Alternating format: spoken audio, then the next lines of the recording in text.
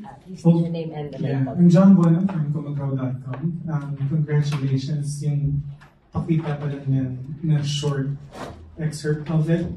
It actually looks nice. Now, siguro kayo direct yung una. Ayan. Una sa lahat, congrats personally. And how does it feel to be, lauded by Sir Ricky about the interpretation of this particular novel? How does it feel? Okay.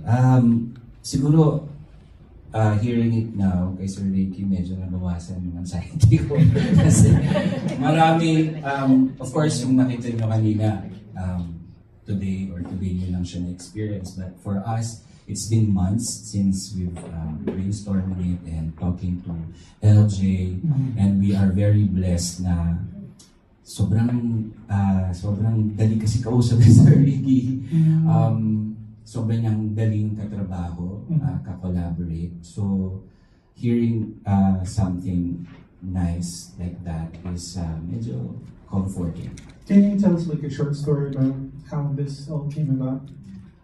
Okay. Kami ni LJ, our playwright, since last year, mga June, we've been communicating and trying to do something na project.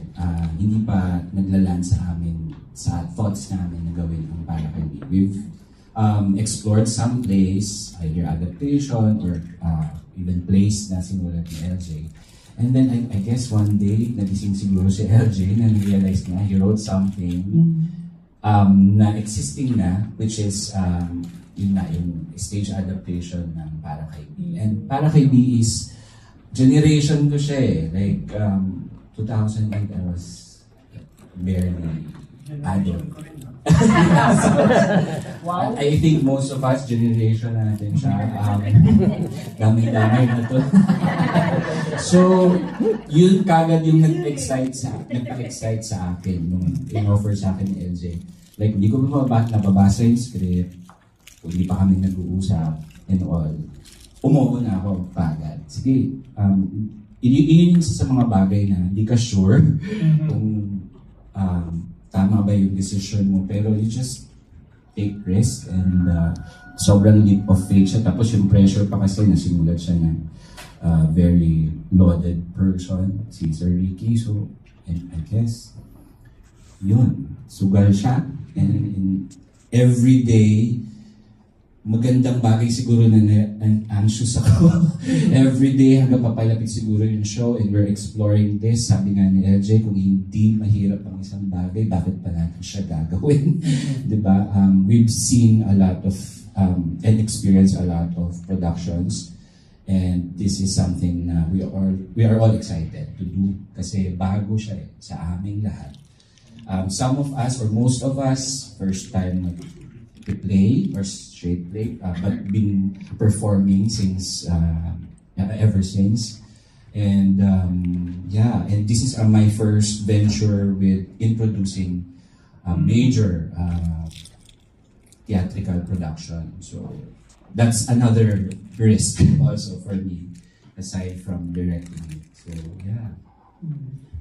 Siguro kay LJ, as the playwright, some sort? Yeah. Yes. Okay, when did like the conception of this become like a full-blooded script, and how loyal were you to the novel?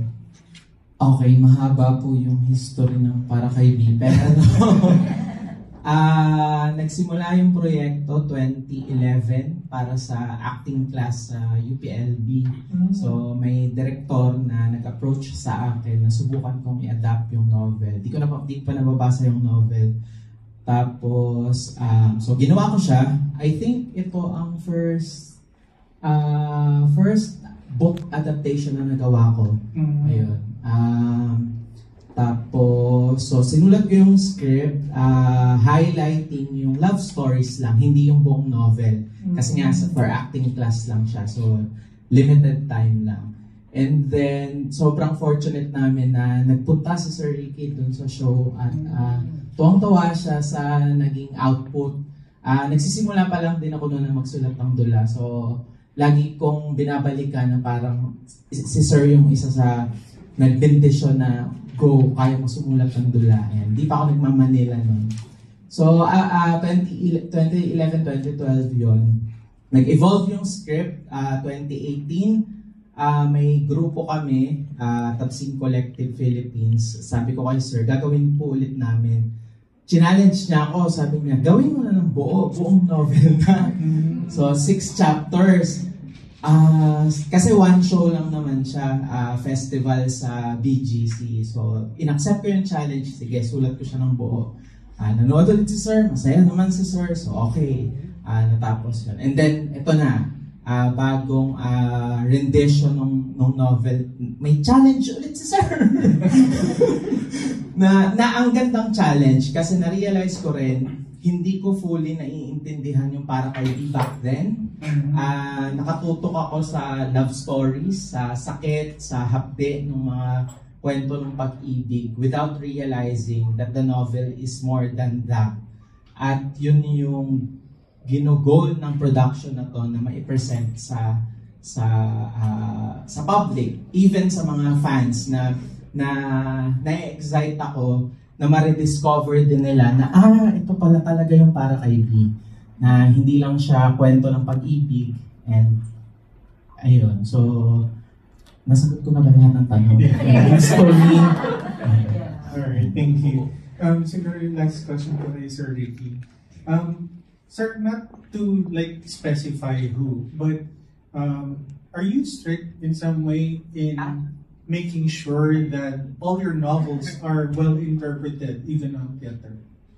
And if there are some people who bastardized already some of your work, why do you keep on encouraging others to do it still? Well, basically, I'm a very open person. Pag hirap akong mag-no. Hanggang ngayon, pag may nakabukas sa pinto, papasok ako. Tsaka na lang ako nagsisisi. O matutuwa. And that has been, ganun ako wala pa noon hanggang ngayon. That's why ang dami-dami kong napapasukan. Gusto ng genre.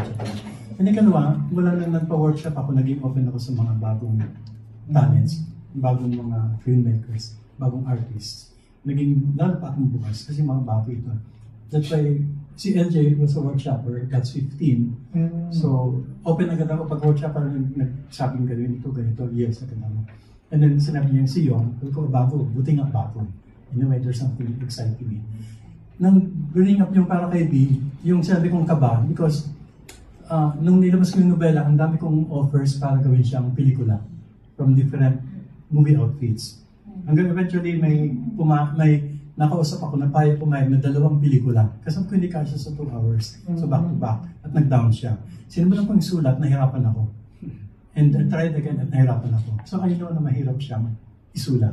And binitawan ko na. After that, parang pa ng alok. Hirap pa rin akong gawin. Sabi ko, huwag na muna. I think that's why nung una rin sina LJ na ginawa, nag-focus dun sa love stories eh. Kasi ang hirap i-blend yung it's about love, but actually, and then it's a tribute to writing and to writers. It's about how writers write, how stories evolve, just using love stories. And ang hirap i-blend nun.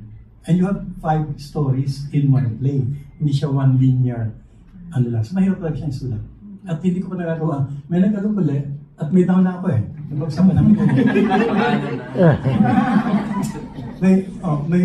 may down ako. And then may nag-alok ulit na gawin yung series. So trinay ko ulit, nahihirapan pa rin ako. Although I think it's doable, pero nahihirapan ako.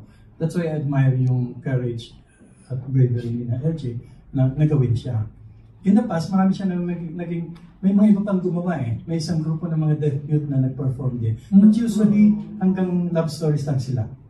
Hindi nila talaga makayang yung tabuan na yung kanina, yun na yung meta, yun na yung about writing. Hindi nila makayang puntahan doon. May 1 or 2 universities na nag-attempt in before. Again, mag-end sila sa love stories. So, it's a real challenge dito. But I think, gaya ng sinabi ni LJ, kung mahirap, mas maganda pag nagawa eh. Pag easy siya, hindi naman fulfilling eh. So, and I think the group naman is up to that challenge. It's in good hands. Si Nico, workshopper, kilala ko siya. Si Code, kilala ko. I think may mga kilala naman ako dito. Mm. So, Thank you so much, sir.